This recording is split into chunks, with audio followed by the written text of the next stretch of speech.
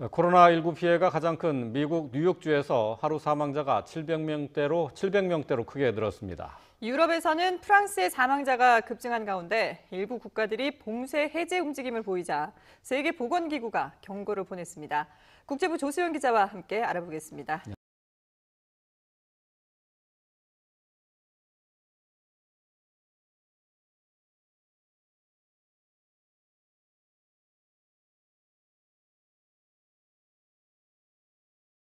안녕하십니까? 어서 오십시오. 안녕하세요.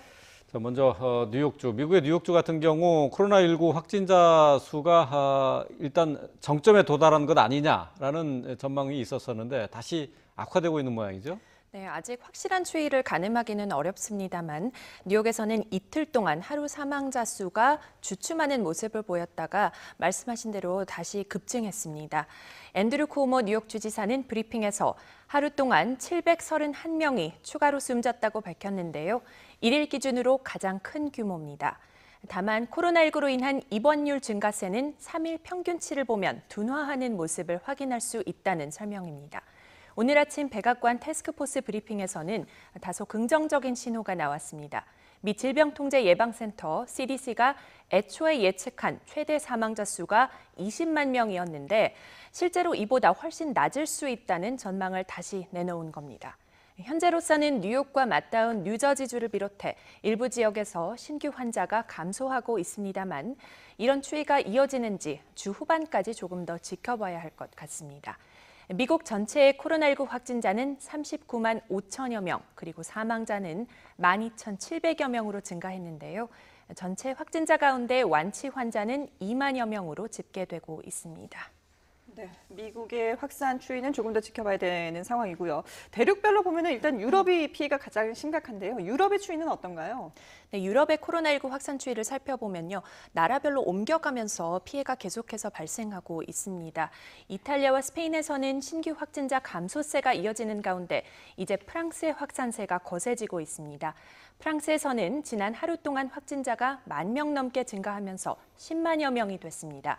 또 하루 동안 신규 사망자는 1,400여 명으로 집계되면서 누적 사망자가 10,000명을 넘어섰습니다. 신규 사망자 1,400여 명은 코로나19 사태 이후 프랑스에서 발생한 사망자 가운데 가장 많은 숫자입니다. 프랑스 보건부는 일일 사망자 증가율이 16%에 이른다며 우려를 표했는데요. 사망자가 급증한 배경은 이렇게 볼 수 있겠습니다. 이미 확진자 규모가 눈덩이처럼 불어난 상황에서 기존의 병원 시설과 장비로는 환자들을 제때 치료할 수 없는 여건이 된 것이고요. 또 의료진 감염도 확산하면서 상당수가 현장에서 배제돼 치료 인력이 절대적으로 부족한 어려움도 있었습니다. 전 세계에서 코로나19 사망자 수가 10,000명을 넘은 나라는 이탈리아와 스페인, 미국에 이어 프랑스가 4번째입니다. 네. 자, 프랑스의 확산 추세가 심상치 않은 상황인데요. 근데 다른 일부 유럽 국가들은 코로나19 확산세가 좀 주춤하는 모습을 보이면서 봉쇄 해제 조치에 나서는 곳도 있다고요. 네, 오스트리아 총리가 가장 먼저 봉쇄 완화 방침을 공식화했습니다. 이에 따라 피해가 가장 컸던 오스트리아 티롤주가 19일 만에 외출 제한 조치를 해제했는데요. 일일 확진자 증가율이 5% 미만으로 유지되는 등 안정적인 모습을 보인 데 따른 결정입니다. 또 오는 14일 전국의 소규모 상점 재개를 시작으로 단계적인 봉쇄 완화 일정표가 마련됐습니다. 이탈리아와 체코에서도 비슷한 방안이 검토되고 있고요. 덴마크도 오는 15일부터 유치원과 초등학교 개학과 함께 점진적인 해제를 예고했습니다. 다만 세계보건기구 WHO는 이런 움직임을 경계하고 있습니다. 너무 섣불리 봉쇄를 풀면 바이러스가 다시 퍼질 수 있다며 경고를 보냈습니다. 예. 자, 이렇게 이제 뭐 봉쇄를 하는 나라들도 있는가 하면 반대로 북유럽의 스웨덴 같은 경우에는 이게 집단 면역 체제를 유지하겠다 이렇게 했었는데 상당히 많은 관심을 모았었거든요. 네. 결과는 어떤가요? 네, 결론부터 말씀드리면 실패 조짐이 나타나고 있습니다. 스웨덴이 추구한 집단 면역은 일상생활을 그대로 유지하면서 사회 전체가 면역력을 갖게 되도록 하는 것을 말하는데요. 그렇죠. 예. 최근 데이터를 살펴보니까 스웨덴에서 코로나19 감염이 확산한 것으로 파악됐습니다.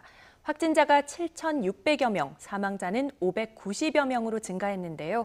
일주일 전보다 확진자는 3,000여 명, 사망자는 400명 넘게 늘어난 겁니다. 그리고 인구 100만 명당 사망자 수를 인접 국가들과 비교해도 스웨덴이 가장 많았습니다. 오늘 오전 현재 스웨덴의 경우 59명인데 노르웨이는 16명, 핀란드는 6명에 불과합니다. 이런 증가세가 뚜렷해지자 스웨덴 정부도 정책 변화를 예고했습니다. 국왕이 이례적으로 대국민 연설을 통해 부활절 연휴 기간 국민의 이동 제한을 당부했는데요. 봉쇄 조치 등 강력한 대응책을 내놓을지 주목되고 있습니다. 네.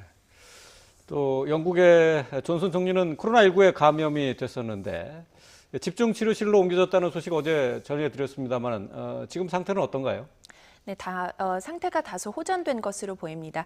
영국 총리실은 존슨 총리가 밤사이 안정적인 상태를 보였고 맑은 정신을 유지하고 있다 이렇게 밝혔습니다. 또 폐렴 증상은 없고 통상적인 산소 치료를 받고 있으며 산소 호흡기 등의 도움을 없이 호흡하고 있다고 설명했습니다. 예.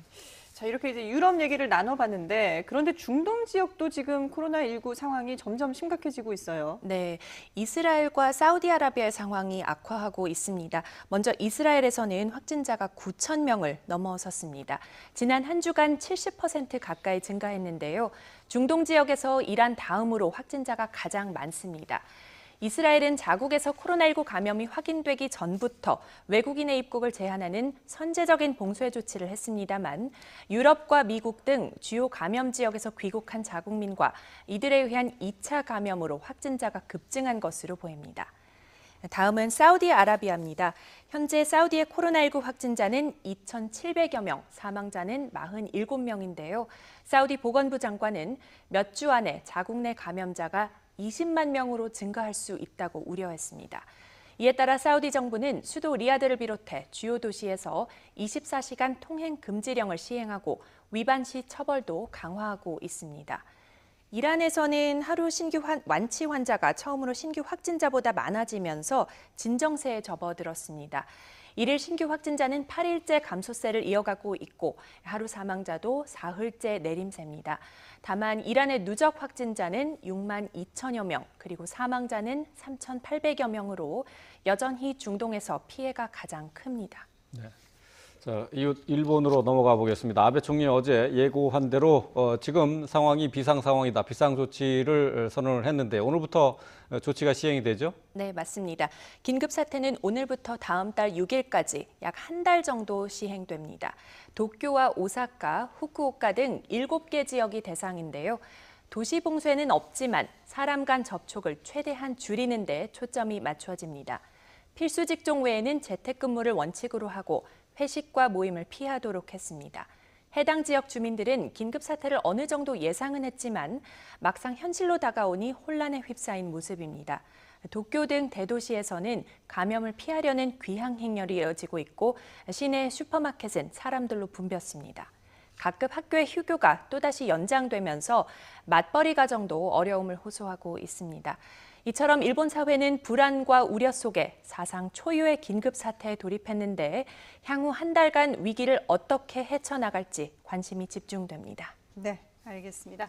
자, 지금까지 국제부 조수영 기자와 함께했습니다. 잘 들었습니다.